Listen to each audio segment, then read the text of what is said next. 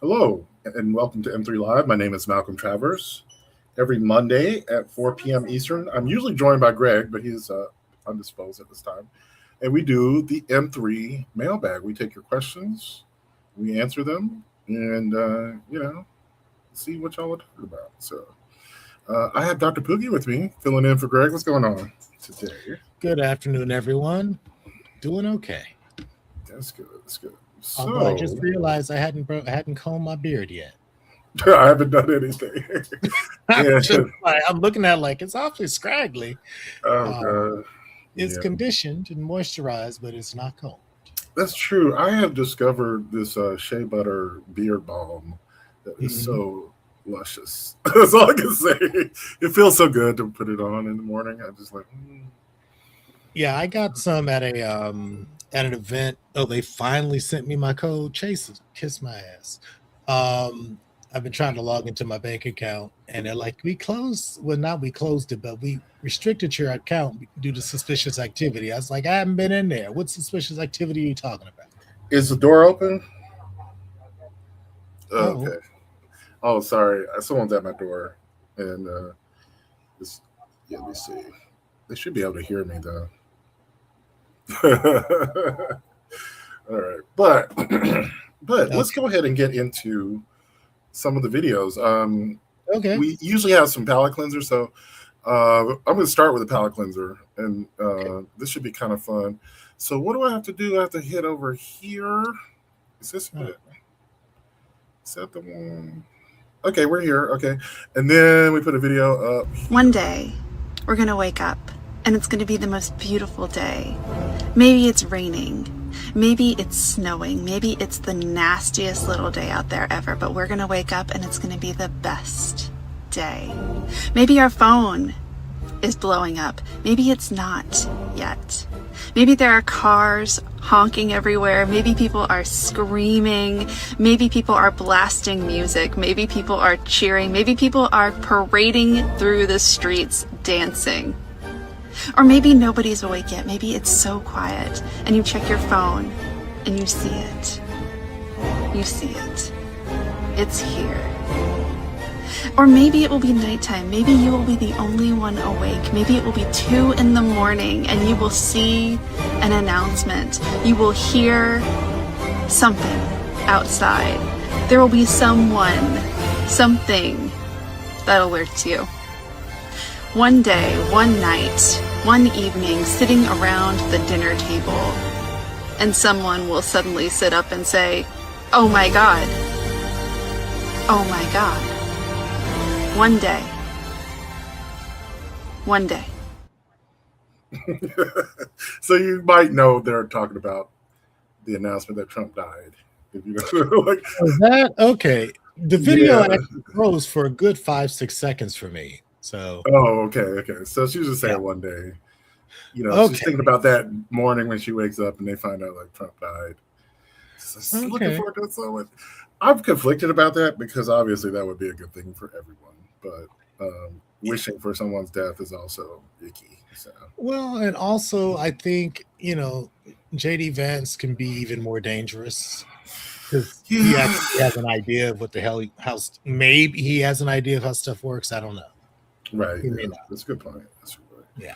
I mean, that's a good point. The devil, kind of, but it's pretty bad. I was just thinking, like, Yeah. I can when we give get done with Iran, we're probably going to Cuba, right?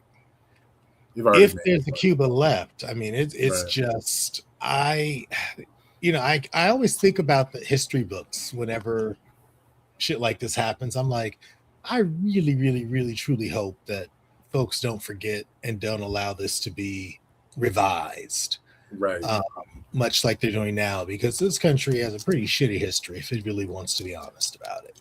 And Oh yeah, yeah, for sure.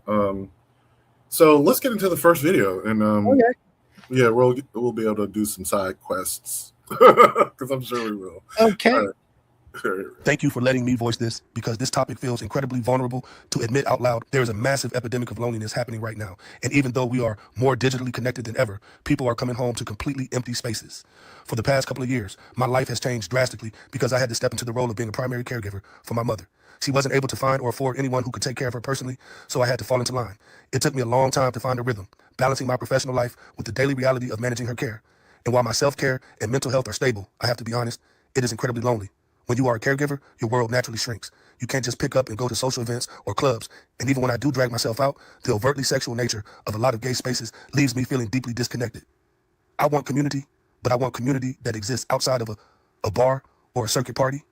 My question to you is, how do we admit our loneliness without feeling sad and pathetic? And what concrete steps can we take to build a resilient, logical family when our personal or caregiving responsibilities limit our capacity to participate in the traditional social square? It's a proverbial question. I think the first one is just, admitting to being lonely in the first place often just feels like, icky. Also, whatever, people don't want to admit they're lonely, even though that's a normal human response to a human need, right? Like, we're designed to be social creatures. I remember hearing about, like, one of the reasons why stress is so harmful is that it suppresses hormones like I can't remember the names of the hormones, but they're like oxytocin, like these hormones that mothers secrete when they're breastfeeding their babies. Is kind of like a bonding chemical. Mhm. So we found out, like, when we're in stress, we actually naturally suppress these bonding chemicals, and it makes it more difficult to connect with people on a level, because I guess when you're stressed, you're trying to deal with threats, and bonding and matchmaking is kind of like put on hold on a biological level.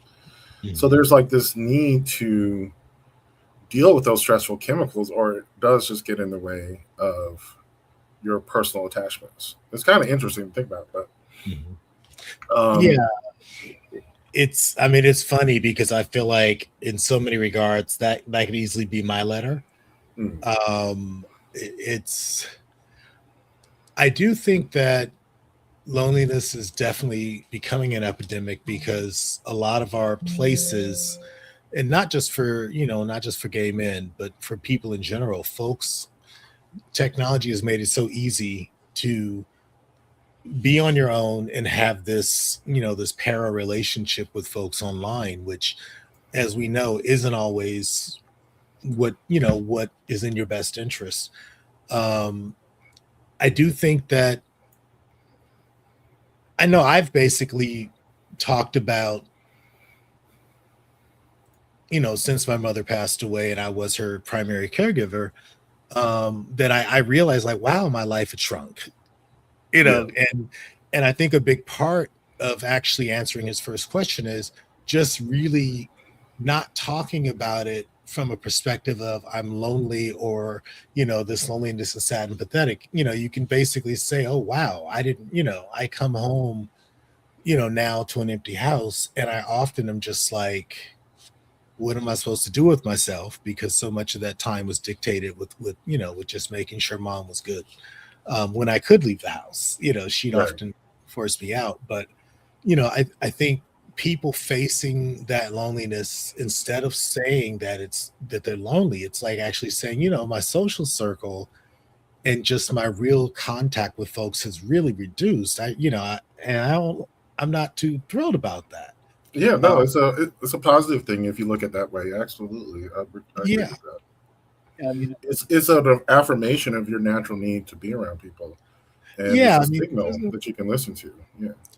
yeah, I think this idea that being alone versus being lonely are two different things, and just this Mhm. idea that somehow if you find yourself lonely, I mean, it can be labeled that, but I think all of us have dealt with that on some level, particularly with the pandemic.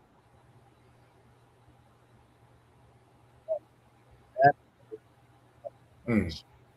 Can In you repeat that? Can you repeat that? It cut out for me for a second. Oh, sorry, I said that us having the lockdown, it really um revealed a lot of mental health issues in the country, in our society, and that we don't have enough folks to actually help to deal with these things.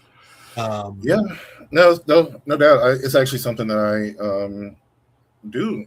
Actually, I volunteer for a mental health center around here, and wow. Because they helped me when I was having troubles, and it's just like pay it forward, And it occurred to me that Wednesday nights, my show almost is like a group therapy session, and the irony is that it doesn't really work for internet culture. Like we were just saying, like when people come online for something, they actually want to be entertained and live, and usually it's like a refreshing type thing. And so coming in for a group therapy session does not really track as something popular. I was going to say, and I was thinking about that for myself. Is like I've got to, as a content creator, realize that I have to meet people where they are and try to make it a little lighter, a little funnier. I've been trying to do that, but how do I say? As a writer, I've never actually gotten into comedy. I love cracking jokes. I do. But I've never actually considered writing comedy. But I'm thinking I need to. I think I need to, because some of these topics are so heavy that you really have to look at it from like an absurdist lens, Yeah, kind of a laugh to cry kind of thing. Yeah, in order for you to confront it directly, you have to kind of take it from a less serious point of view. It's like, because one way of confronting an issue is like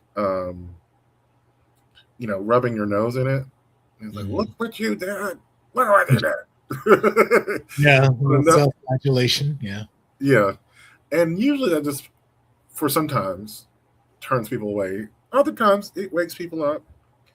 But, after a while, I think it loses its power to convince. If the first time it didn't work, I think the shock treatment again is not going to work. So the next one is to lure someone in with something funny or just interesting. And I'm thinking more comedy.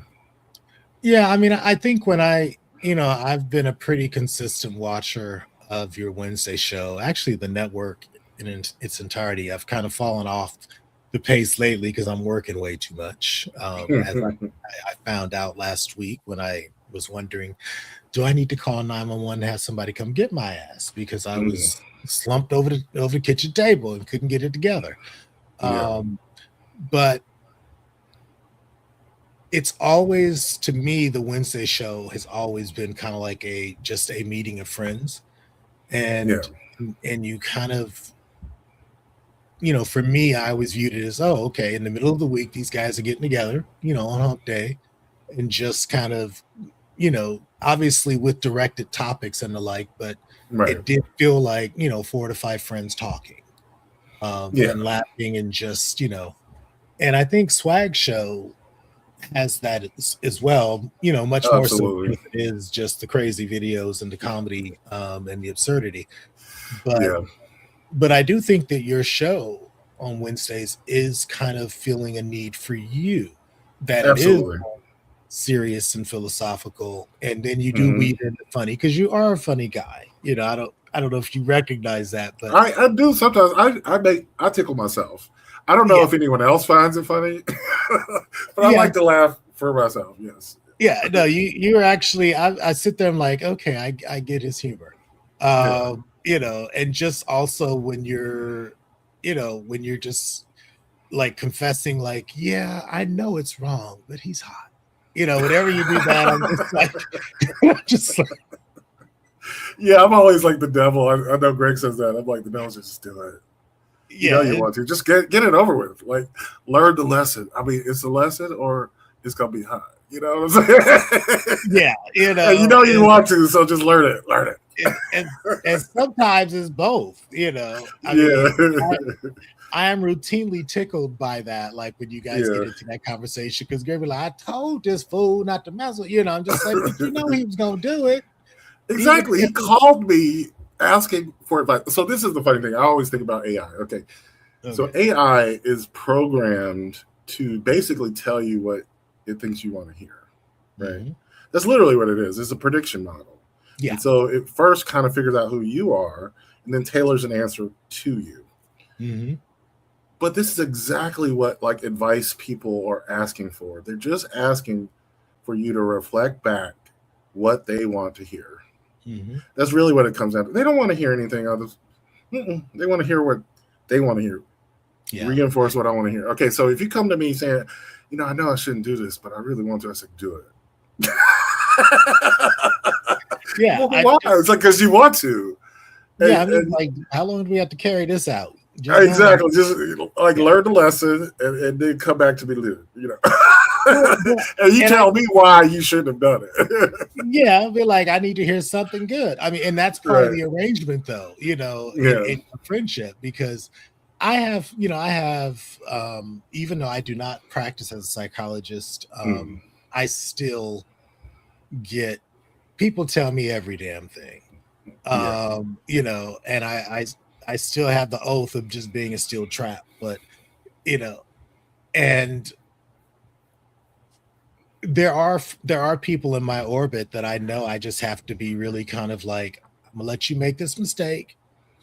And then I can either be a safe harbor for you to kind of debrief and decompress, or I'm going to be the ass. I'm always going to be a harbor, but I might have to be the asshole with certain folks because I'm like, well, I'm like, you said yourself you should not have done. You said yourself before you did it that you shouldn't do it, but you did it anyway. So I'm just wondering, like, why are we talking about it? I just asked, exactly. Like, this was all about you, and that's fine. Yeah. You are lovely. You're wonderful. But why are you asking me at this point? It's too damn late. Exactly. Yeah, I always feel like to some degree, this is like on a deeply philosophical level. Like, I don't think you can convince anyone to do anything. Like, you send a signal to them and they decide what it is they want to do. And sometimes we feel like we were the impetus for that. But honestly, I think people just believe what they want to believe. Anyway, we all kind of live in our own little worlds. And I don't think anyone's response has anything to do with you. I mean, that sounds pessimistic, but to me, it's liberating. It's like nothing anyone does has anything to do with me. Nothing. Yeah, I mean, and it kind of goes back to the 4 agreements, Yeah. What other people do really has nothing to do with you. Nothing to do with you. Everyone lives in their own little world. It's hard to accept until you accept, and then you realize, like, oh, right, and I'm that way too. Mm-hmm. I am choosing how I interpret these signals that are coming in. And we're all willful. I mean, we all have our things where we're just like, I really shouldn't do this. Yes, this person's right. Blah blah blah blah and blah. But we're still like, fuck that. I'm going to do it because I want to, and I have done the math in my head and it balances out that even though this is going to hurt, it's going to be good too. Exactly. Because this is the thing.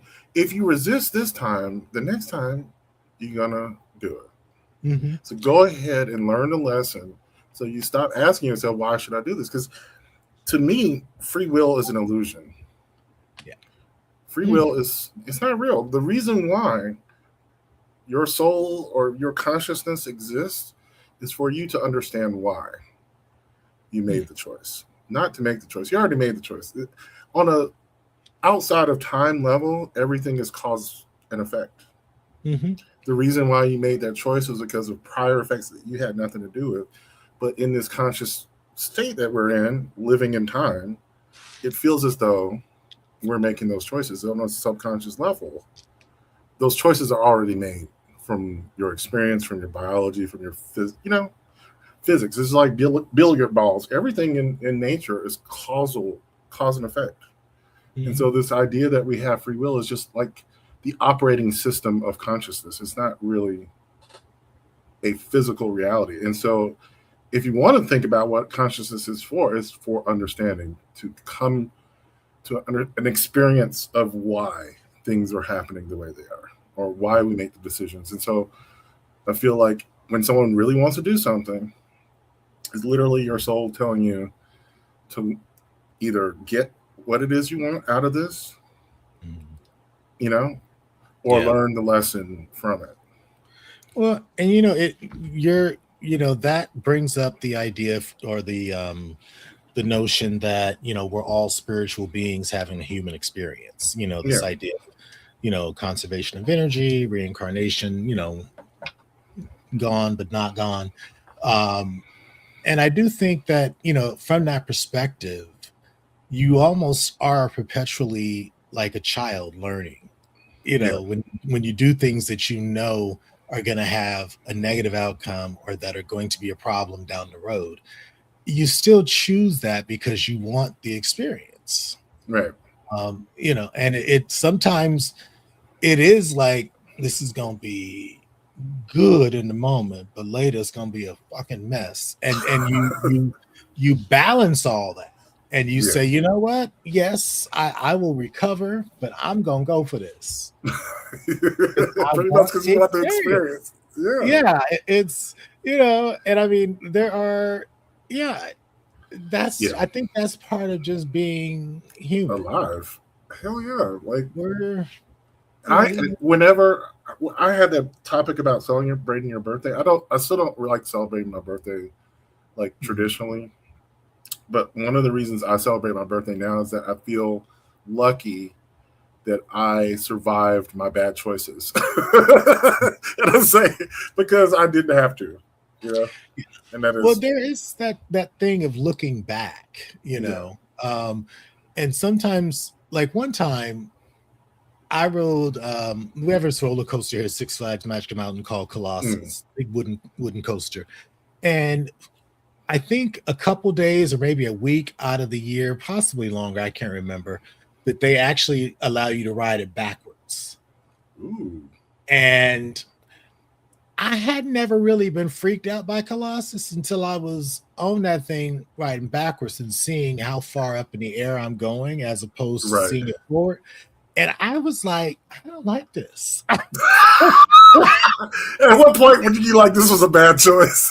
Yeah, I mean, and the equivalent of that experience was 50. You just, it's one of those. You're along for the ride now. You're along for the ride. Yeah, you look back like, oh my God, what the fuck was I thinking when I did this? It's like my prefrontal cortex was done doing what it was going to do. Why did I make that decision? Right. Aging does that. And, one thing I've noticed is that whatever holes or gaps in experience that you might perceive, age really changes your perspective on those things, because you recognize the stakes are higher for whatever reason, or at least you recognize the stakes as opposed to, I don't really, but I got to, you make that snap decision. But when you get a little older, it's a little more stressful. And because better, and you're supposed to do better. And so I want to get to our comments, but I want to end this by saying, like, I feel like self-care and self-healing is often seen as this struggle, like going to the gym or something, like any sort of self-improvement program is difficult. It is. But I feel like therapy for me has been falling in love with me, and the way that I fall in love with myself is to come to understand myself. Why did I do that? Why did I feel that way? And that is like getting to know myself on a really deep level. And it's like, I'm pretty cool. I like myself. I actually kind of like me. Even if I do fucked up things, I recognize like I'm just human like everyone else. And of course I make mistakes. Like, right. But I actually kind of like me. Yeah, I really do. I found something similar in therapy where, I'm Yeah. just like, I've not necessarily thought of myself as a bad person per se, but I didn't Right. always see my assets and my gifts. Right. I took those for granted. And it's like now when I actually sit down and think about like who I am, what I bring to whatever, I'm like, oh, I'm a bad motherfucker. Yeah, pretty much. And it's just like you don't focus so much on the things that you don't focus so much on mistakes, you don't focus on the things that you haven't done yet. You Right. focus on, who you are, what you got ahead of you today, the fact that you woke up and stuff is still working for well enough for you to get out of bed. All those things, you start to actually see the pluses.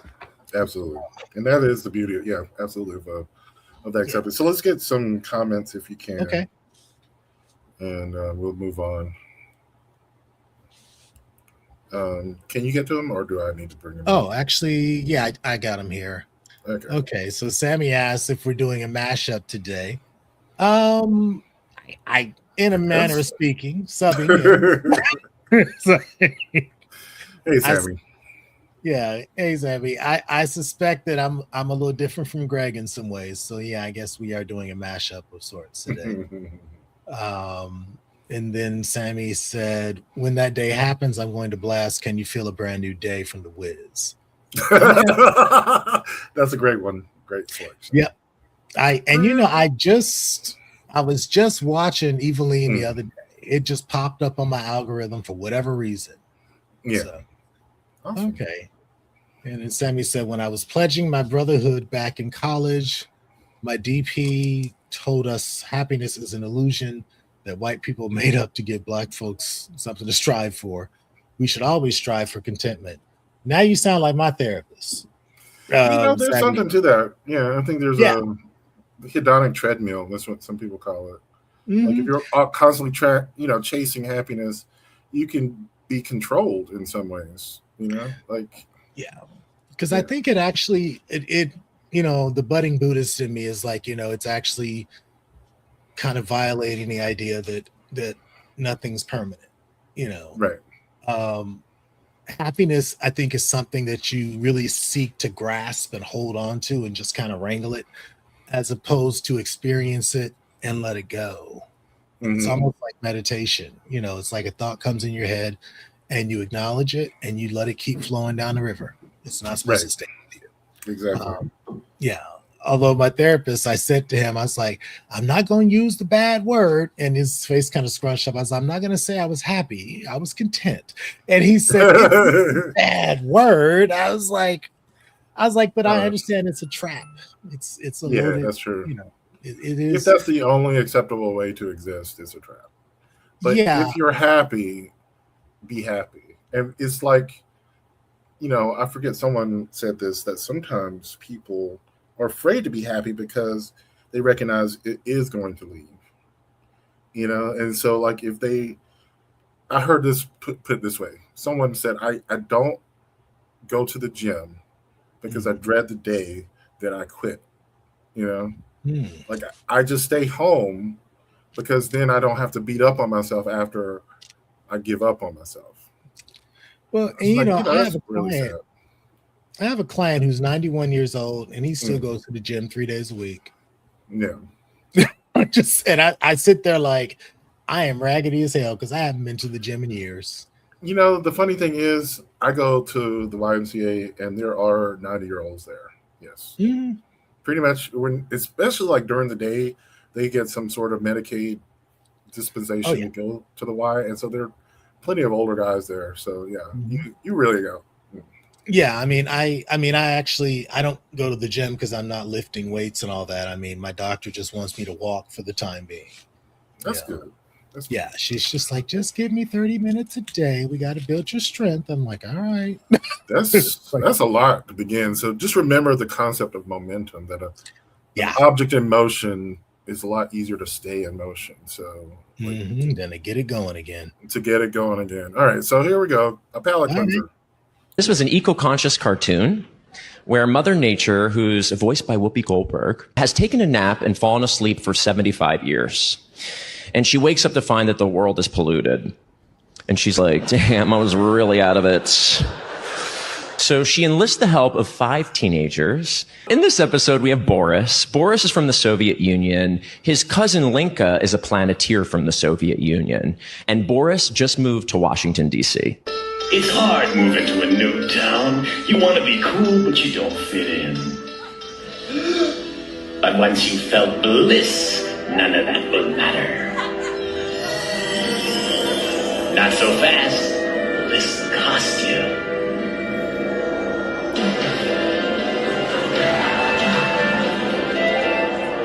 Go on, get blissed out.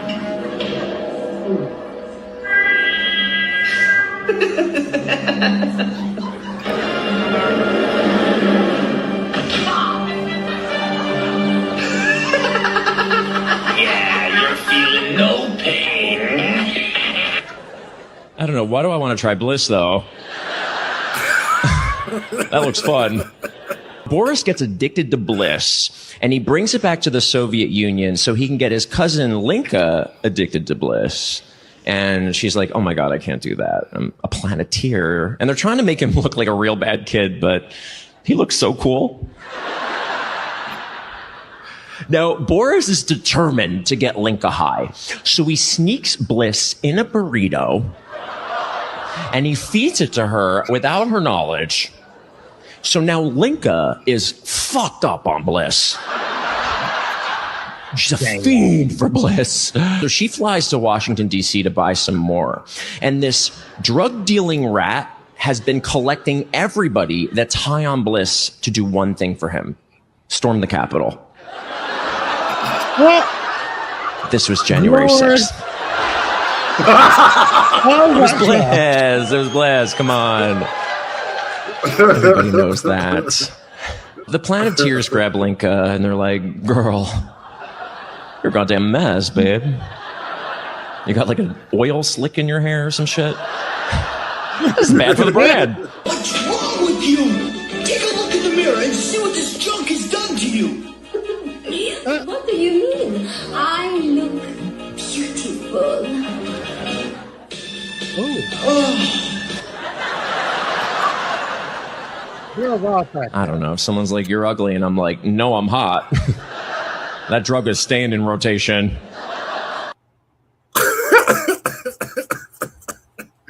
Yeah, where's my Bliss? Damn shame. I remember Captain Planet, but I never watched it. Okay. Yeah. Wow. Yeah, that was after you were an adult. I kind of was in the age range for it, and so it just was on TV, right? Like I never really liked it, and I mean, because of how preachy it was, and just how I was like, this is so dumb. Like this is so dumb. Yeah, it's Anyway. you know.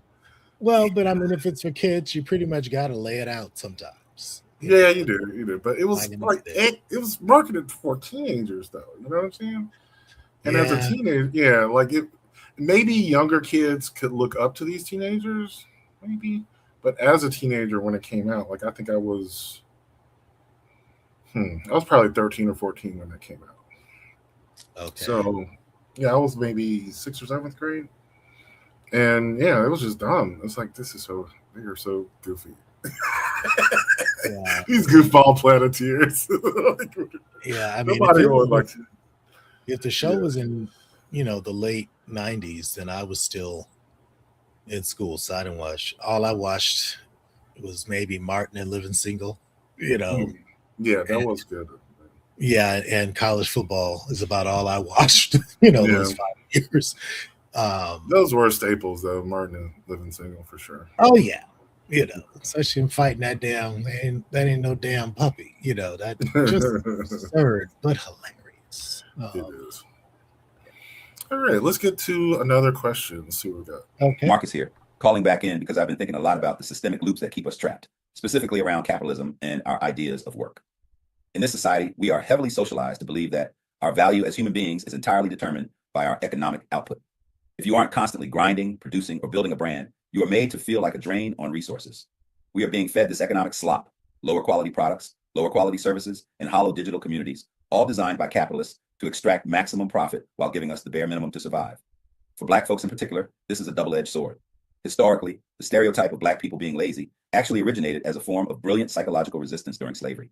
Slowing down the work or breaking the tools was one of the few ways to reclaim autonomy when you were being forced to labor for free. But over generations, I think many of us have deeply internalized this toxic counter impulse where we are terrified of looking lazy. We wear our exhaustion like a badge of honor and call it hustle culture. We build our entire lives around corporate avoidance, calling it peace, while time passes us by. I've had to realize that just by existing, perceiving, and breathing, I am enough. Taking a nap or resting shouldn't feel like a moral failure. My question for the panel is, how do we consciously divorce our self-worth from our financial or professional productivity in a capitalist system that forces us into survival mode? And how do we foster true mutual aid and solidarity within our local communities to combat this engineered economic isolation? Yeah. So we were kind of talking a little bit about that when we were talking about, chasing happiness. I think, capitalism is part of the reason why people chase happiness, right? We chase anything that is positive, and oftentimes chasing it is itself a negative experience. That's one of the reasons why you don't chase happiness, is because chasing happiness is itself a negative experience, right? Mm-hmm.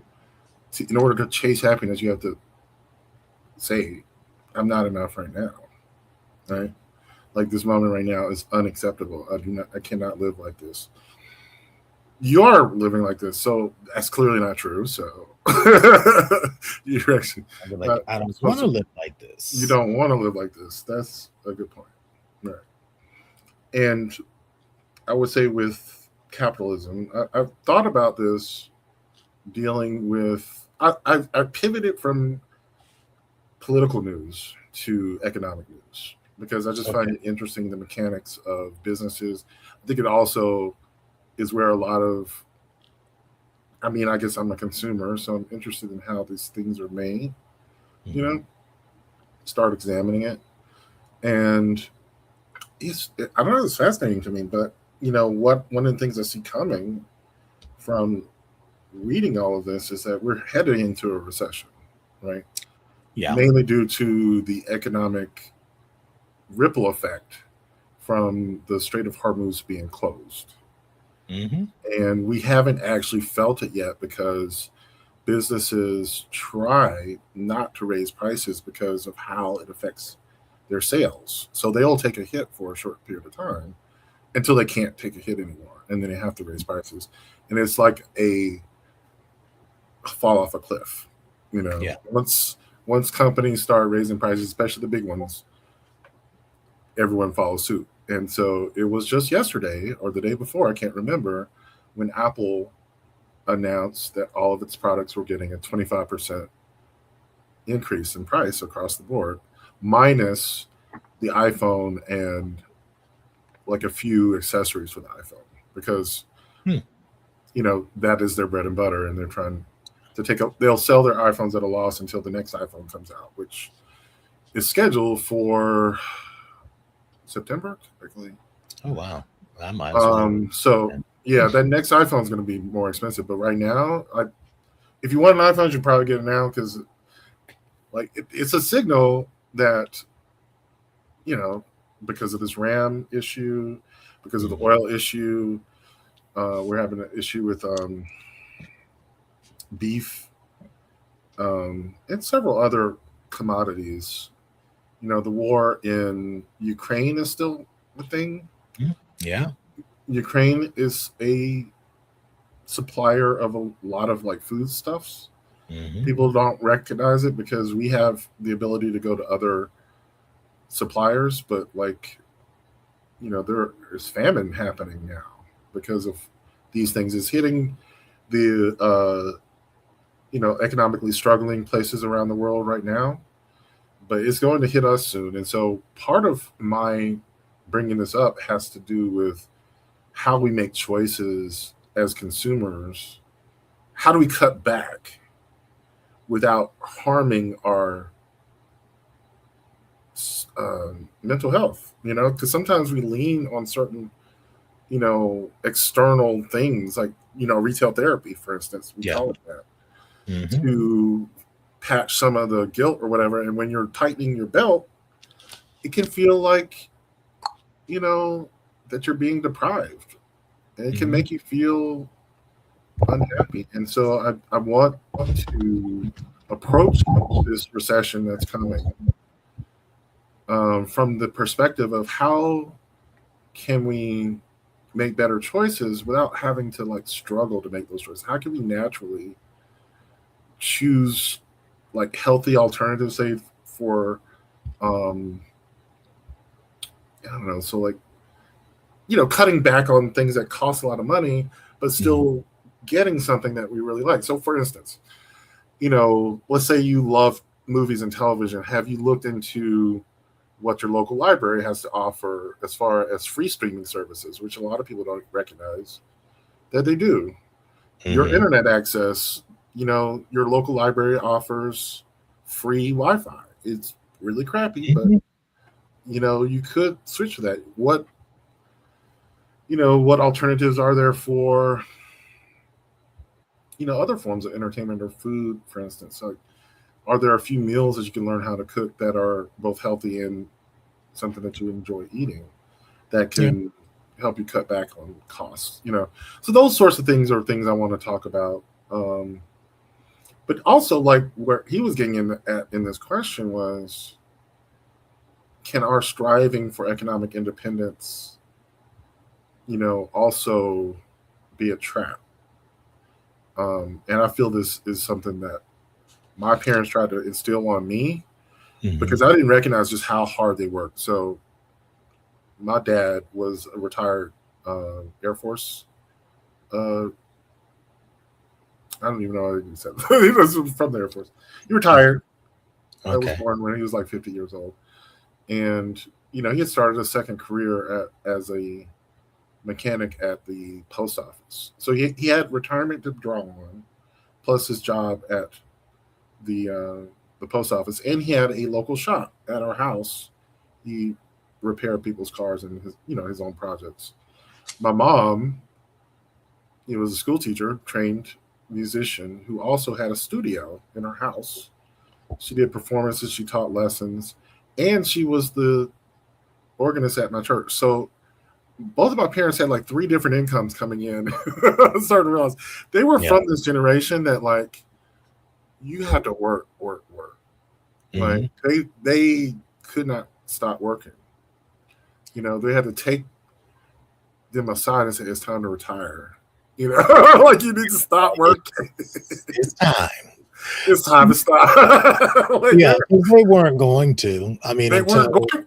A major health thing took them off the table. They weren't. Exactly. And so that's my background. That's where I come from. Those are the people who birthed me. And I realized like, I gotta have that too. I can't just sit.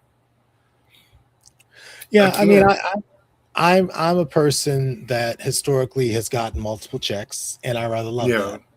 But I think right now, with the way everything is going, going back to I wasn't able to hear the video because it would just stop and then it would jump ahead, and I was like, I don't know what he was saying here. But I know I'm going through that process now of just like shedding things, because like, yes, I look at almost like managing my checking account like whack-a-mole, because there's just always somebody popping up with a debit. And so I've started to really look at those things and say, you don't remember even having this, cut it, right. And seeking alternatives. I was paying $100 a month for Hulu with live TV. And when I went to my internet provider, they're like, well, we have a streaming service here. I was like, oh, and it only added $2 a month to my bill. Yeah. With upgraded internet, so it's just like, I said, we're going to go with you. This is true. But I think also, for people to really get through austerity at this time, they really have to tap into what they value on a personal level. Like, what is important to you truly? If you're a person that's that likes movies, but you're not really a big TV watcher, then you can go to the bank, not the bank. You can go to the library because they have tons of movies you can rent.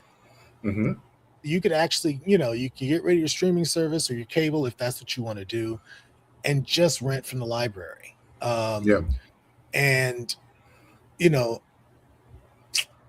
our main library has been kind of taken over by unhoused persons.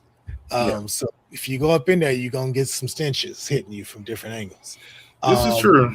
It's just but I understand why they're there. It's a place to sit. It's cool. It's reasonably safe. So I can't blame them for that. But as a person who's not unhoused, I'm just like, ooh, okay, this is not quite what I had bargained for. Yeah, this is true. There's a lot of services that you can get just in and out, like at the front desk. So, for instance, if you have any phone device or tablet, they do have Apple and Android devices that you can download digital books, audiobooks,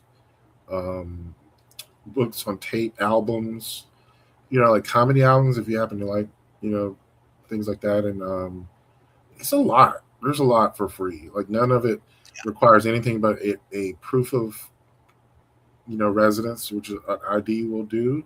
And I think you only have to renew that every 2 years. At least that's where I'm at, and that's it. There's no cost, right? Other than you need internet connection, which they can provide you. I think they have like a rental service, so you have to come in like every 2 weeks to just renew the subscription. So that's a cost, yes, of going down to the library to renew it, but it's free internet, and it's enough to you can actually use up your devices at home. It's like a Wi-Fi puck, with 5G, which is enough to like power one device, maybe two, for internet access. I think this this idea of tightening the belt, it's I don't particularly care for it, because I like my things, and I like to have options, but I also recognize that there are 5 televisions in this house. I barely watch TV, Right. and so it's just like, what at a certain point when money does get tight, you're like, I got this thing sitting over here that I'm spending X amount of money per month. I don't use it. It needs to go. And and it's like I have a whole library. I can sit and read a book. I even have Audible. I got like 12, 13 credits now. Just because I haven't gone in there and picked anything, but I have a couple of things in mind. I have one in mind. I actually think I need to send you this because I want to read this, but we'll talk about it later. It might be good for the Drunk Uncle show too. Oh, okay. Yeah, let me know. I mean, right now I'm listening to a basically, if Hogwarts were a magical black HBCU, there's a series that this guy has written, and I've listened to the first one, and I'm now maybe a third of the way through the second book. Nice. And and it's just like, okay, I like that. That sounds wonderful. Yeah, I am. Oh, I was going to say I am at the end of The Stand. Oh, I've never read. I don't want it to be over. So it's like a 40-hour audiobook, and when I look at it, it's about 3 hours left. So I'm right there at the confrontation, and I'm just like, I don't want it to be over. It's so good.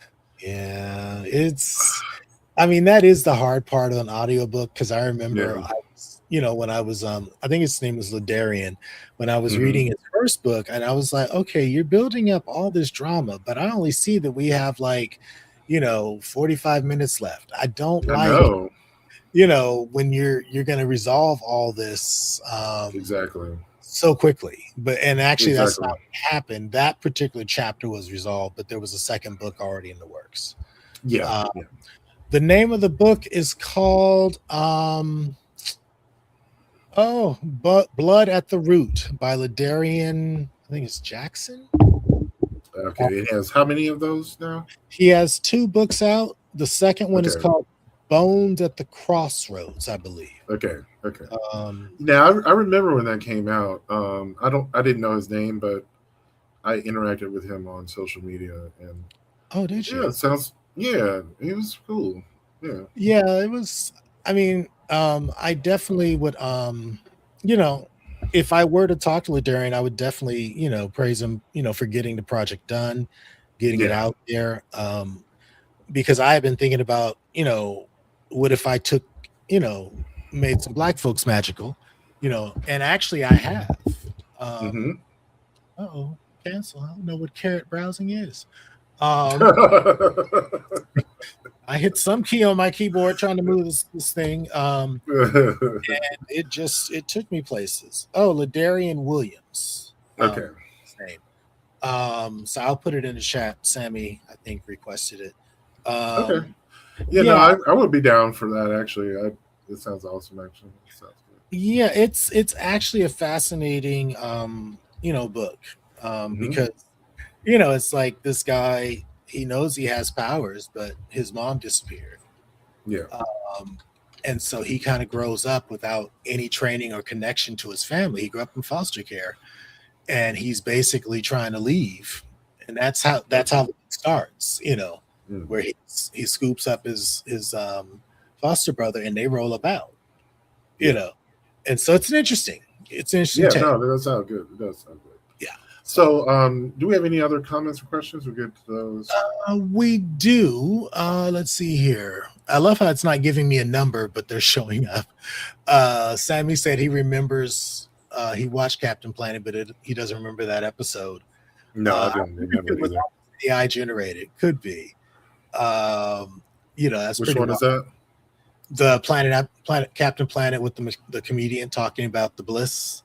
Oh no, he's a real person. Okay, no, I mean, was that a real episode? Oh yeah. Oh, okay. Yes, that was the premiere of the show. That was the first episode. Oh, was it? Yeah. Mr. Suber in the house. Somebody now has a media space and a big screen, so our heads might be massive on the screen. And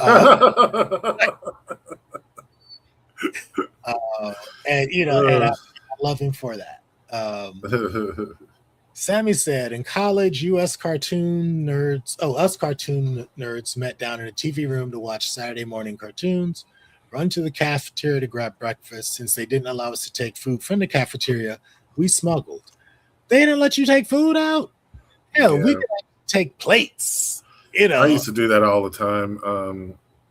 I had like a story that I actually wrote about it because I would go to the library with two of my friends, and we'd do that. We'd smuggle food from the cafeteria into the library, and we'd just read magazines and books and stuff. Yeah, that's one. Yeah. Okay, and then we had the last one here from Game Age Carter, saying good day and hey. Good to see you. Thanks for coming and hanging out with us today, Game Age Carter. I hope I'm saying that correctly. I guess it could be Gamage, but I'm thinking like that a sounds good. position. Yeah. That sounds good. Okay. All right, so let's get to some fun. Let's see what we got. I'm gonna switch to this. Okay. And then another account.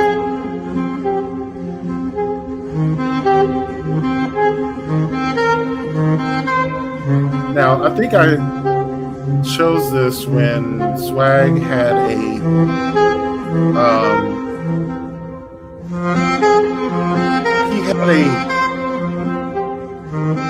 segment about men wanting cakes for their birthday. So this is like a sandwich cake. I don't know. It's a sandwich cake. It's like, is this masculine enough for you? Is this a sandwich cake?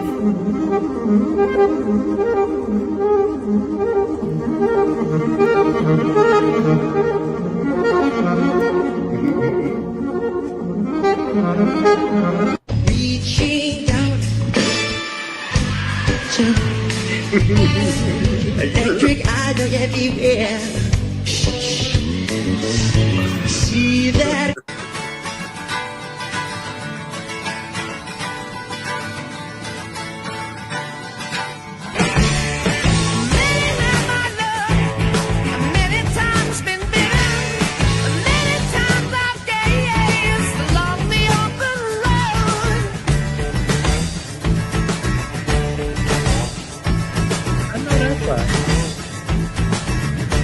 That's some moist ass ribs. Nothing.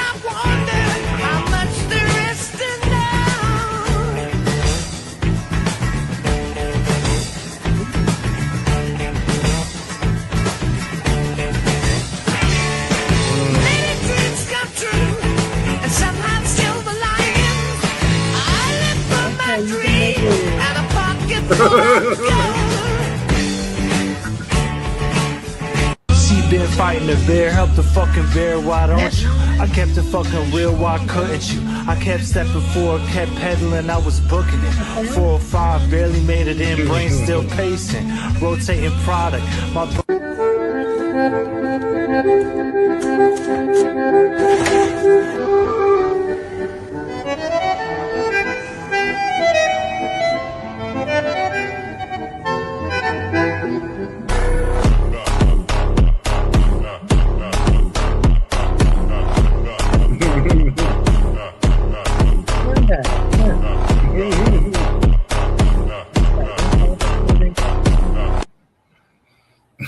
Brian Kraken. Hey. Yeah. So I guess it brings us to like the conclusion of the show because I have more, but you know, we usually end after an hour. I don't know if you, unless you want to go a little further, we can do one more. We can. I do see we have a question from Sammy. Sammy, I'm not quite sure. Pookie, another Black gay comic influencer, recommend this book series, I think. Oh, okay. Yeah. I remember it actually started as a short film on YouTube. As I found it. So there's about maybe a 15-minute movie clip that was done. Yeah, I mean, you could do also Black Sands comics? I've heard of that, yeah. Comics built around the Orisha. So it's actually a really cool series. I bought like the first generation of the materials for myself and my nephew. So yeah, I see him on social media. The creator. I actually invested. I got to check on my investment. Okay.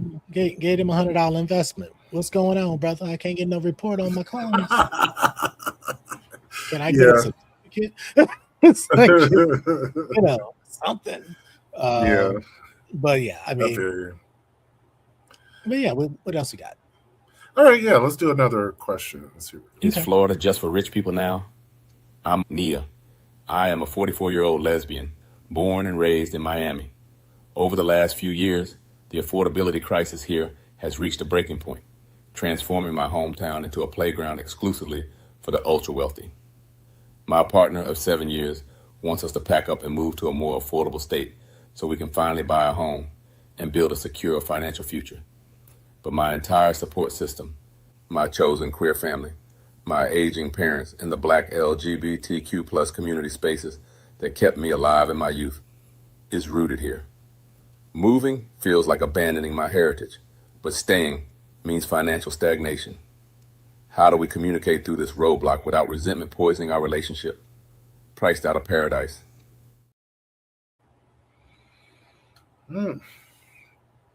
That's how this one I just made today, and I was using the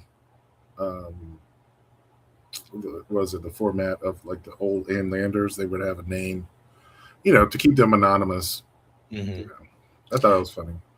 Yeah, this one, the beginning I was able to see everything, but it kind of stopped in the middle of the second slide. The third panel went by in an instant, so there were details that I missed, but it sounds like she's feeling like she's being forced to move. Yes. The affordability price. Yeah, being priced out of their basically just saying that their partner wants to move and she wants to stay.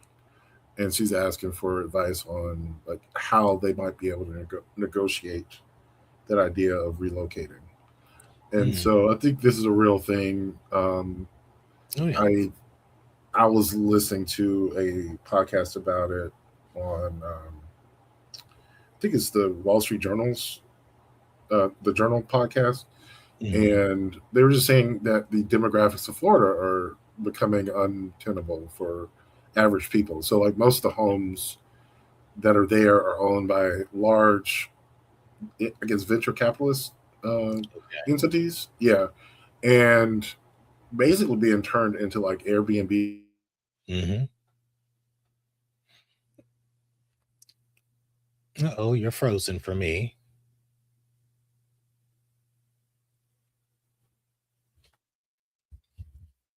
What is going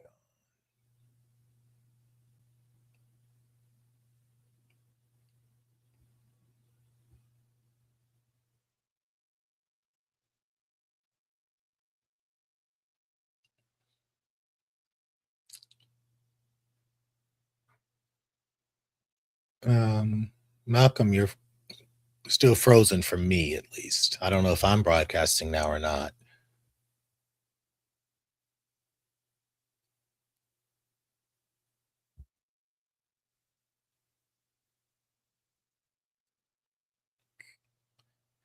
Oh, okay. So I suspect Malcolm will be back. Yeah, I mean, affordability is it's been an issue here in Southern California for quite a while now. And I think even looking at where I live now, it's I would say my monthly expenses certainly are about the same, but I have less stuff. Like I used to, live this glamorous existence where I might spend $400 or $500 a month on eating out, So that's now been replaced by housing costs and groceries that I actually cook and eat. So it's but affordability is definitely an issue. I feel for her. I think, you know, the compromise may have to be that she may have to move out of the area. But I do think I think I saw that she said she felt like it was abandoning her heritage. So I don't know.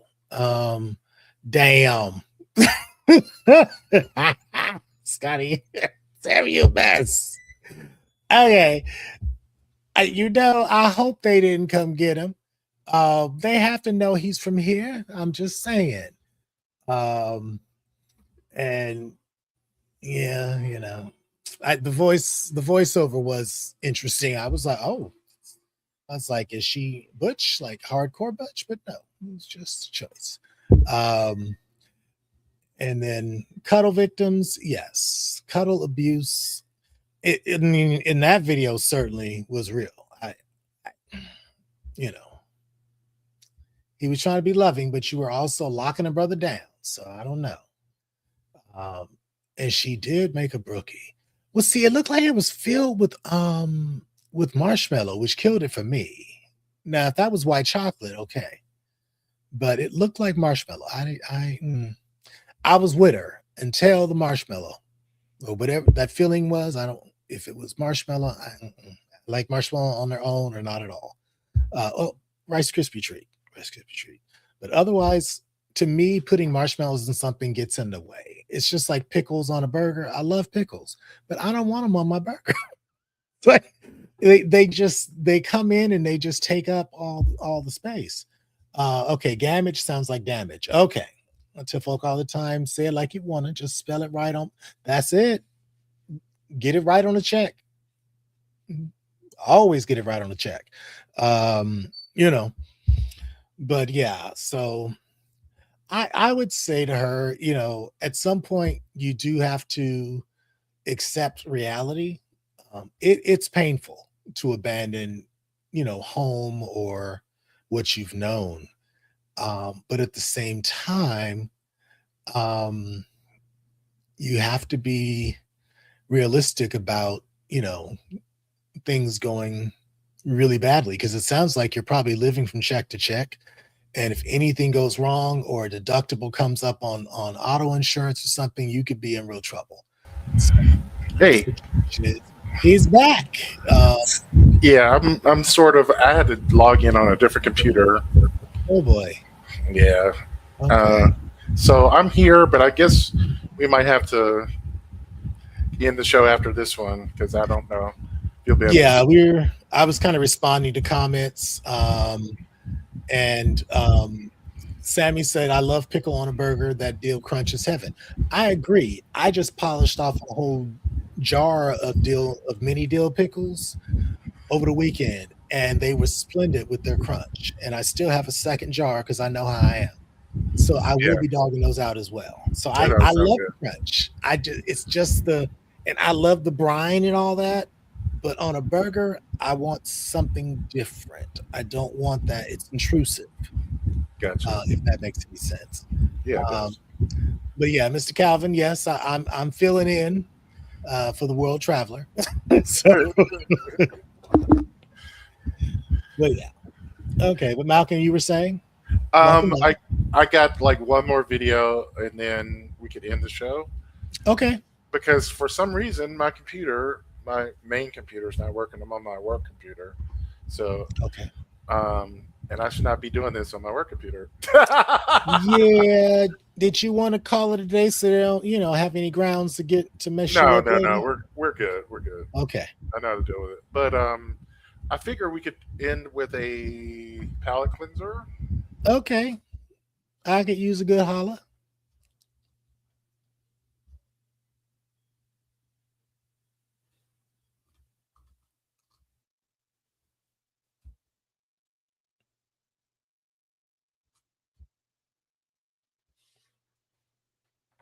De toute façon, je suis sûre qu'avec ces muscles, tu sais pas bouger.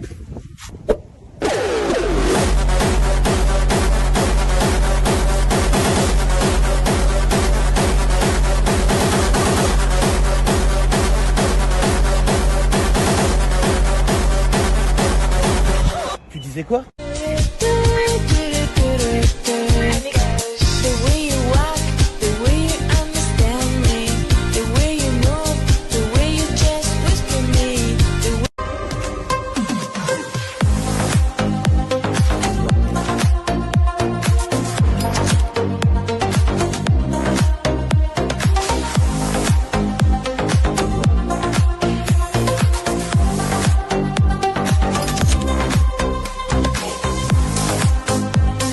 I'm Ryan and I'm Ryan and I brought the cherry pistachio tiramisu cake. Hi, I'm Ryan and I brought the sushi dot cake. Hi, I'm Ryan and I brought the blueberry blackberry long cake. Hi, I'm Ryan and I brought the mango sticky rice pavlova.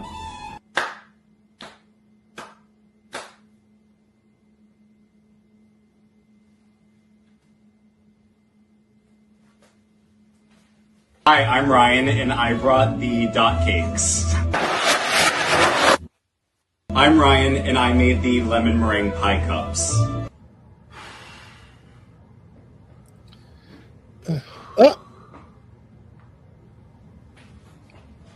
Not a big bag. Okay. Hi, I'm Ryan, and I brought the s'more bars. Oh, those things are massive. Hi, I'm Ryan, and I brought the brown butter double chocolate chip cookies. Oh, okay. See, Ryan, yeah. I'd be fucked up with those. Yoked up. I'm Lily.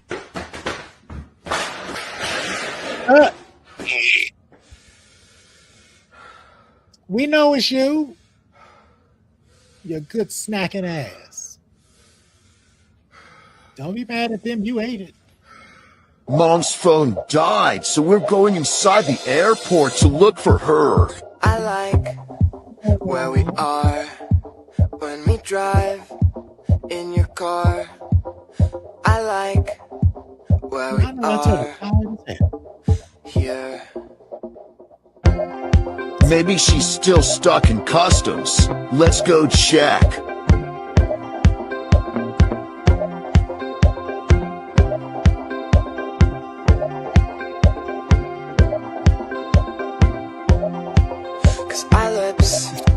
Found her. And our cheeks can brush. Our lips can touch. All right, let's go before we get a ticket.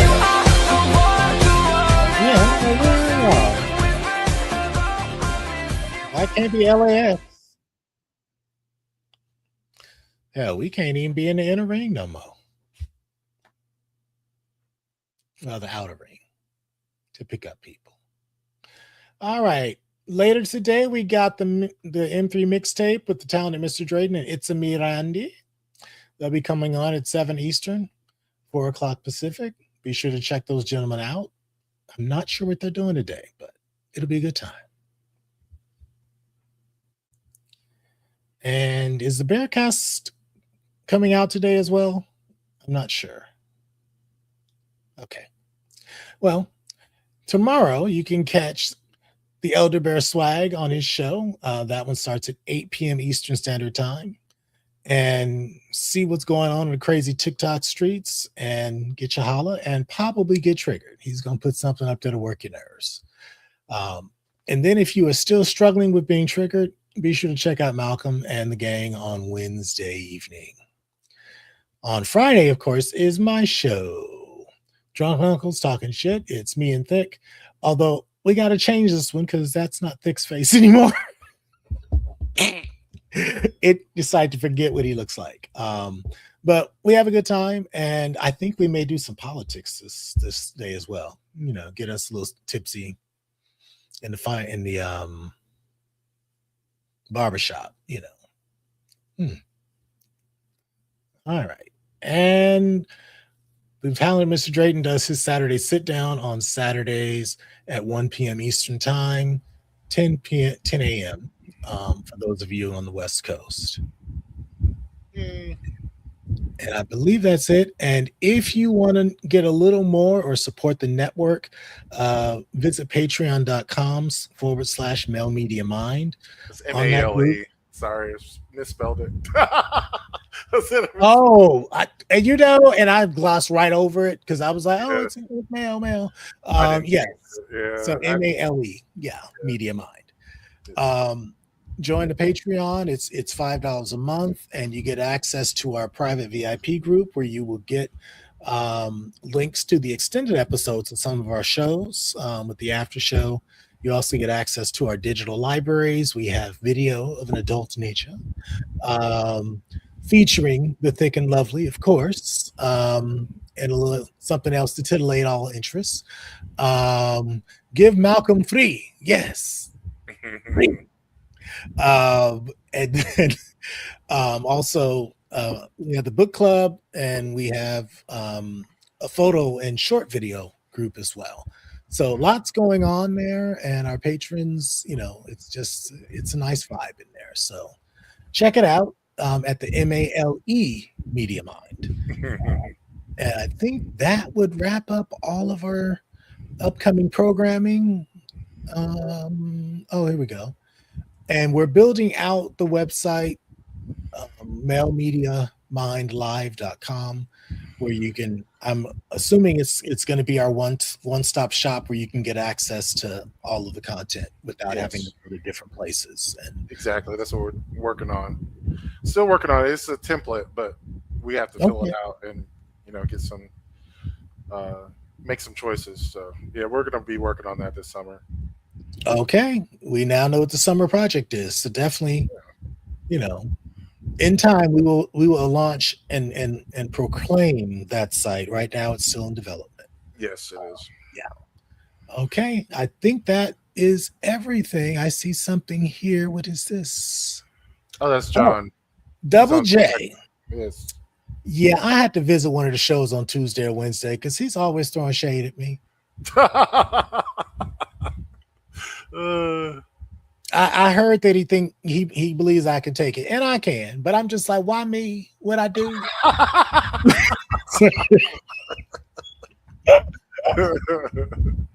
But I have only been respectful. I even put you in one of my puzzles. But all right, you know, it was the red shorts picture. I'm just saying. Oh, that's funny. Yeah, but you know. But you were the only one fully clothed in that little collage of gentlemen. So that's funny. Respect. Now, if you put some nudes out and we find those, they go. I'm just saying. If you don't share with the world, I'm a citizen of the world. Be like an We investigator. are the finding- world. We are the children. Yes, we are. All right. So I think that concludes our show. Malcolm, do you have any last words for us? No, but thank you everybody for joining us. I think that'll do it. All right. We'll see y'all next Monday. Well, actually, we'll see you tomorrow. Tomorrow and Wednesday and Friday. And don't forget about Two Grooms in a Pod. They come out on Thursdays on video and on audio podcast. So, child, see, Sammy, I appreciate you having my back. I do. But it's not like that. I know that if he got a chance to talk to me, he'd love me. So we'll be okay. Yeah. All right. But in any group, somebody got to catch the shade. So, somebody got to catch it. So, for now I'm catching it, and I've been told I'm too mean with my shade, so I try to keep it to myself. All right. But thank you again for the opportunity to co-host for you today, Malcolm. Yes, and absolutely. Thank you again to the audience for coming on out. Yes, he did pull a play out of his shorts. All righty. We'll see y'all later. All right. Take care.